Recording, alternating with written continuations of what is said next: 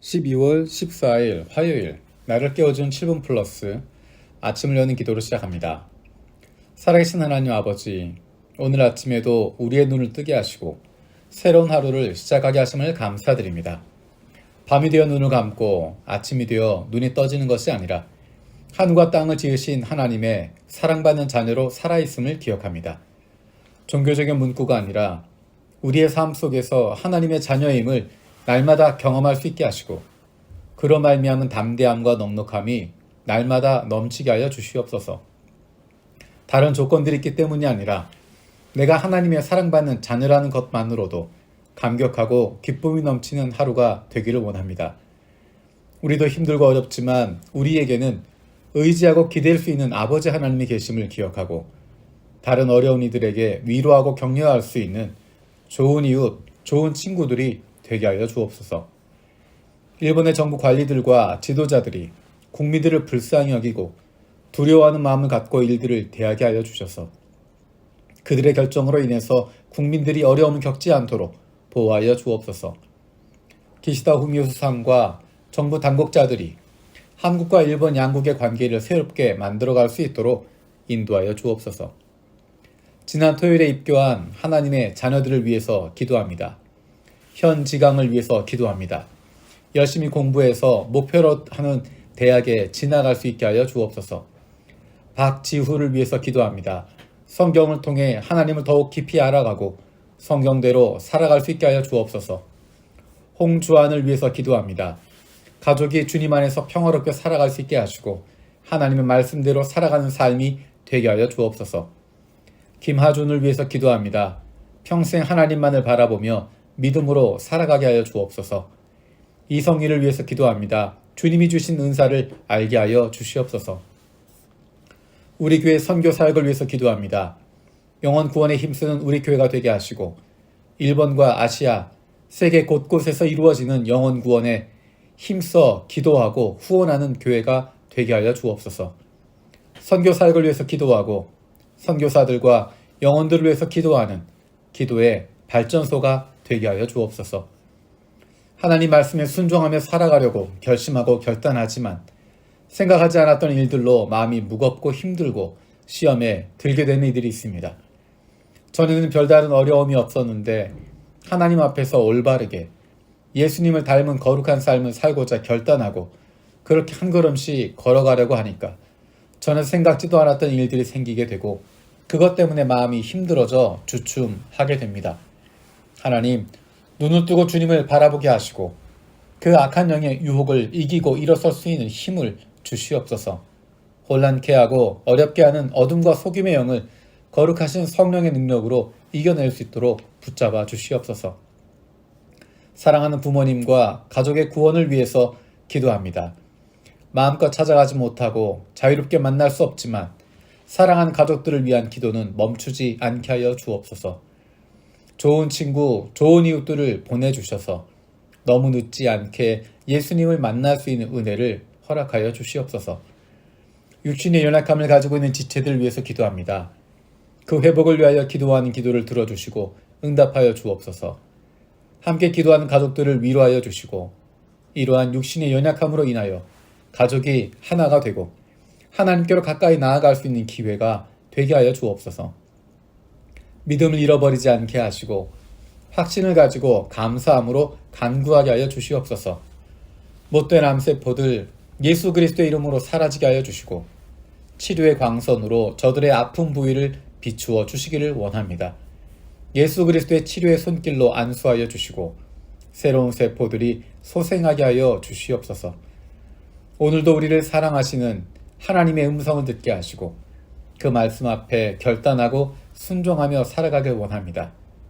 말씀을 듣고도 행하지 않는 삶이 아니라 주님 말씀대로 실천하며 살아갈 수 있는 하나님의 백성들이 되게 하여 주옵소서. 감사드리고 예수님의 이름으로 기도드립니다. 아멘. 오늘 함께 읽을 리바이블 21, 22 본문은 열왕기하 21장에서 25장까지입니다. 이 이야기는 이스라엘의 역사 가운데 가장 마음 아픈 이야기입니다. 유다가 멸망하는 모습을 다루고 있기 때문입니다.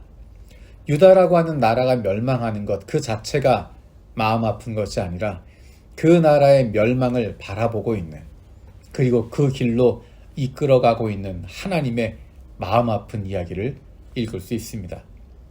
이 시간은 그 가운데 열왕기하 23장 24절 25절 말씀을 읽겠습니다.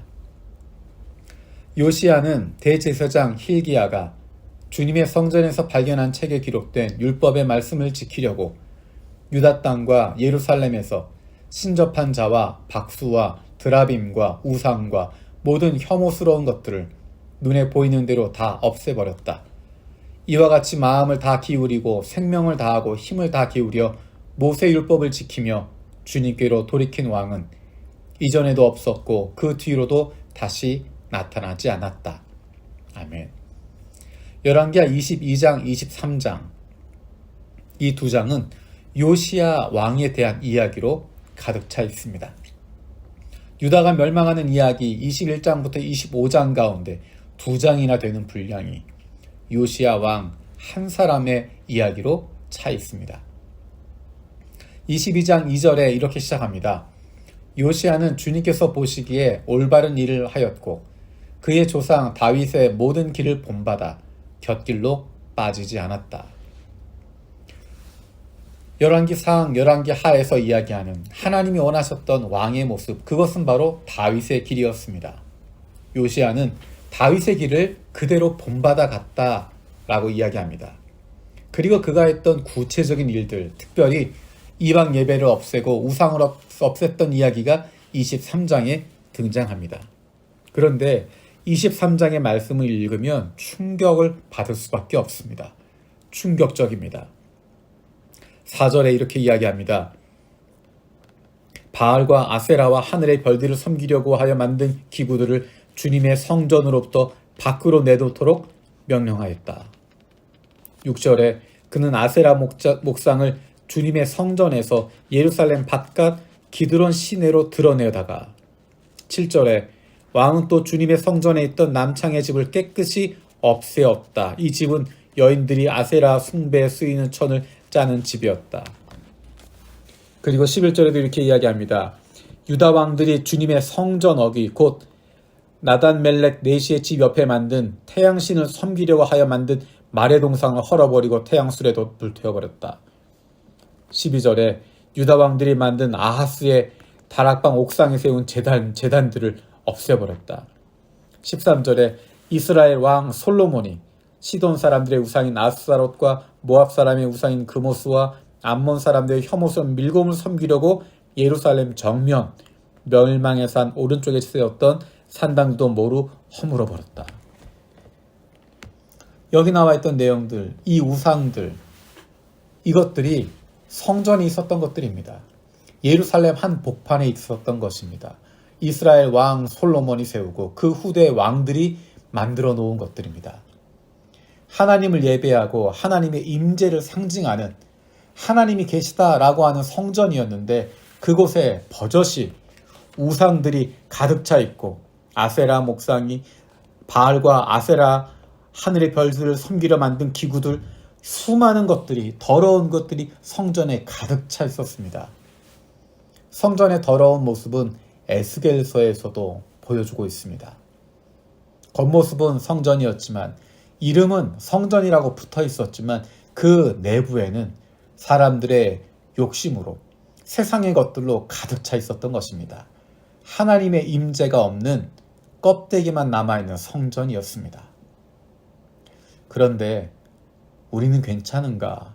우리는 정말로 깨끗한가? 돌아볼 필요가 있습니다.